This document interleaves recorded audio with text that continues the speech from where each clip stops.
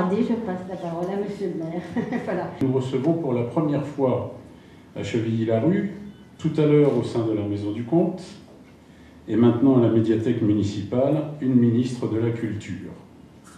C'est-à-dire à la fois le personnage politique et la femme que vous êtes. C'est un grand honneur que vous nous faites.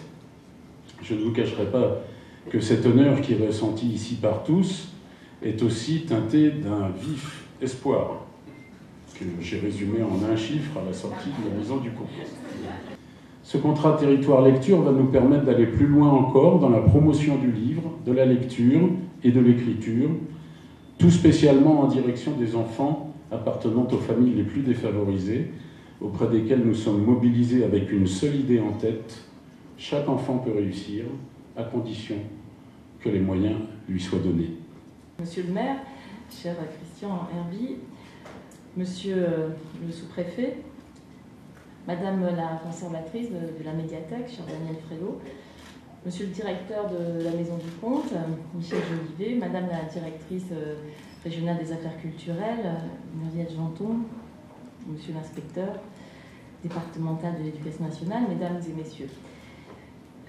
D'abord, c'est un grand plaisir de pouvoir être aujourd'hui à Chevilly-Larue pour évidemment visiter les belles infrastructures, la Maison du Comte et cette belle médiathèque Boris Vian, mais aussi à l'occasion de la signature donc, de ce contrat territoire lecture qui évidemment est le premier contrat territoire lecture en Île-de-France. Et c'est à cette occasion que je tenais à être présente aujourd'hui. Tous les acteurs de la cité et de la cité culturelle sont impliqués, la Maison du Comte, le théâtre, le conservatoire et la médiathèque.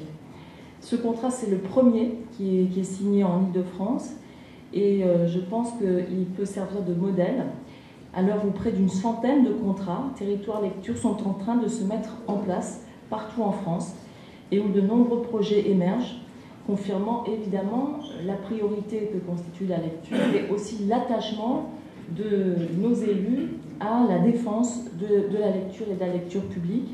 Plus généralement, je dois dire d'ailleurs que je salue l'engagement des élus au service de l'éducation artistique et culturelle, puisque sans l'engagement des collectivités territoriales, rien ne serait possible en cette matière.